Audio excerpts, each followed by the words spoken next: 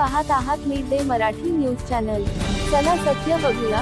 महाराष्ट्रातील ताज्या बातम्यांसाठी आमच्या चॅनलला सबस्क्राइब करा आणि न्यूज व्हिडिओ आवडल्यास लाईक शेअर करा। धन्यवाद देतो आणि सुषमाताई तुम्हाला खास धन्यवाद।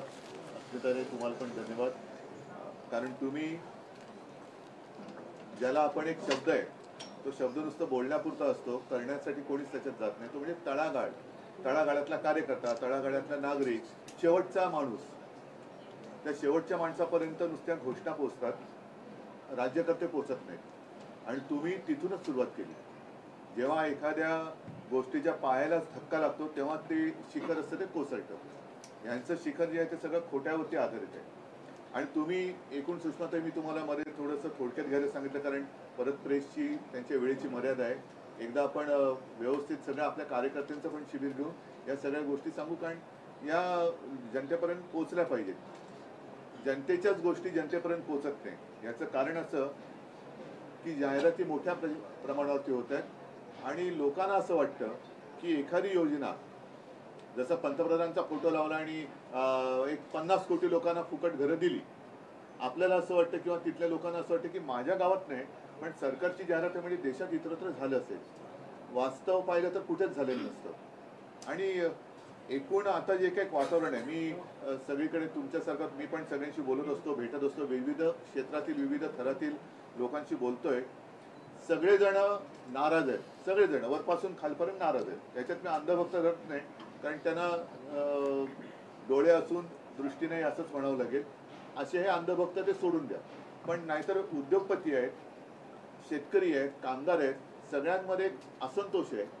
आणि तरी देखील त्यांचा असं थोडासा समज केला जातोय की काय करणार पण ईव्हीएमनी हे जिंकू शकतात। मला आता अशी एक भीती वाटते की ईव्हीएम हे काही करू न करू, पण जनतेत असं एक गैरसमज पसरवला जातोय की जिंकत आहेतच पण जिंकत नाहीये। कारण आता तुम्ही वस्तुस्थिती सांगितली, वस्तुस्थिती पाहिली, जर दुर्दैवाने ईव्हीएमचा घोटाळा करून जिंकले तर देशात मोठा असंतोष होईल, देशात मोठा असंतोष येईल। कारण हा शेवटी जनता हा सगळ्यात लोकशाहीतला मोठा घटक असतो।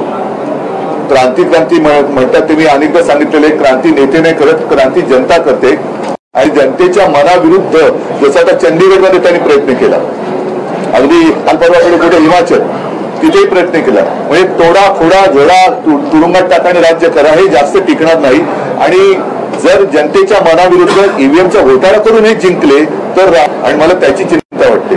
आणि म्हणून मला असं वाटतं की आपण जनतेच्या सोबत आहोत, जनतेला आपल्याबद्दल विश्वास आहे, ते फार मोठं आपल्या आयुष्यातलं भांडवल आहे। एकूणच काल सगळ्यात आधी भारतीय जनता पक्षाने मला वाटतं की 95 का 155 जणांची यादी जाहीर केली। 34 घराणेशाही नाही, ते घराणेशाही तर भाग वेगळा, पण मला एका गोष्टीचं मोठं आश्चर्य वाटलं की अगदी सुरुवातीच्या काळात, म्हणजे खरंच सांगतो तुम्हाला, मोदीजी असतील, अमित शहाजी असतील, यांची नावं सुद्धा मी जेव्हा ऐकली नव्हती त्यावेळीपासून मी नितीन गडकरींचं नाव ऐकलंय आणि त्यांच्यासोबत काम केलेलं आहे। भारतीय जनता पक्षाचा एक निष्ठावंत कार्यकर्ता, आणि त्यांनी शिवसेना प्रमुखांचं जे स्वप्न होतं मुंबई पुणे रस्ता हे विक्रमी वेळेत पूर्ण करून दाखवलं। अशा माणसाचं नाव पहिल्या यादीत नाहीये, पण ज्याच्यावरती बेहिशोबी संपत्ती जमा केली म्हणून आरोप केले होते त्या कृपाशंकर सिंहाचं नाव आहे। ही आजची भारतीय जनता पार्टी आहे। आणि अशी जर का लोक जर उद्या त्यांच्या विजयाची छातीठोक गॅरंटी, आता काय झालेलं आहे, या गेल्या 10 वर्षात अनेक शहरांची, अनेक योजनांची, जुन्या योजनांची नावं पण बदलली, ती पुन्हा त्यांच्या नेत्यांच्या नावानुसार केली। काही रेल्वे स्टेशनची नावं बदलली, काही शहरांची बदलली। तसंच मला असं वाटतं की आता जुमलाचं नामकरण गॅरंटी झालेलं आहे। पूर्वी ज्याला आपण जुमला म्हणायचो त्याला आता यांनी गॅरंटी असं नामकरण केलेलं आहे। तर या जुमलेबाज गॅरंटीच्या विरुद्ध जनता मला नाही वाटत पाठी जाईल।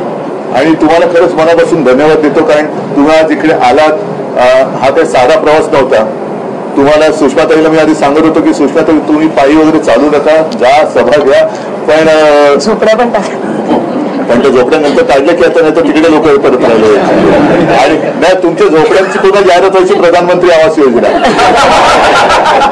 सुषमाताई को घर दिया की नाही दिया, तर ही वस्तुस्थिती तुम्ही केली आणि त्या लोकांना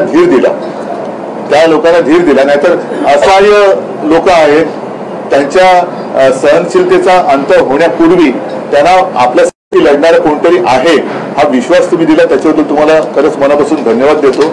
आणि मला खात्री आहे हा सगळा प्रवास हा केवळ तुमचा नाहीये, तर आपल्या भारतीय लोकशाहीचा प्रवास आहे. ही लोकशाही कोणत्या दिशेने चाललेली आहे, लोक काय म्हणतायत आणि प्रत्यक्षात काय होते. तर हा प्रवास फुकट तर नक्की जाणार नाही. आणि ज्या ज्या गोष्टी तुम्ही अनुभवल्या त्याच्याबद्दल मला एक तुम्ही माझं तर म्हणणं की एकदा तुम्हाला वेळ देऊन तुम्ही नीट चांगल्या ते जिल्ह्याप्रमाणे एक टिपण करून द्या. साधारणतः मी तिथल्याच जाईन मी, कारण मी ते जाहीर सभेत विचारतो की आपण केलेली कर्जमुक्ती शेतकऱ्यांना विचारतो तुम्हाला मिळाली की नाही, संकटाच्या काळामध्ये केलेली मदत तुम्हाला मिळाली की नाही, कारण मी खुल्ला विचारतो. तर ते सगळेजण सांगतात. आणि नंतर आता आजच सकाळी मी बघितलं नितीन देशमुख पण आपले एक यात्रा करतात अकोल्यामध्ये. त्यांच्या सभेत एका शेतकऱ्यांनी ओरडून सांगितलं की आपल्या यात्रेमुळे आम्हाला अमुक मिळालं. तर या यात्रा आणि जनतेचा रेटा हा खूप मोठा असतो, त्याच्यासमोर किती मोठा हुकुमशाह असला तर तो टिकाव धरू शकत नाही. आणि तो यावेळेला टिकण्याने मला खात्री आहे. तुम्हाला परत एकदा सगळ्यांना मनापासून धन्यवाद देतो. आणि आता हा एक पायी प्रवास केला, आता हा असा प्रवास आपल्या महाराष्ट्राचा दिल्लीच्या दिशेने आपल्याला करायचा आहे. धन्यवाद. जय हिंद, जय महाराष्ट्र. गाईच्या पायांना एवढे मोठे मोठे सात आता जरा शांत जरा 2-4 दिवस जरा आराम करायचं. जय महाराष्ट्र. तर जनतेला आपल्याबद्दल मोठा विश्वास आहे. कृपाशंकर सिंग यांचं नाव भाजप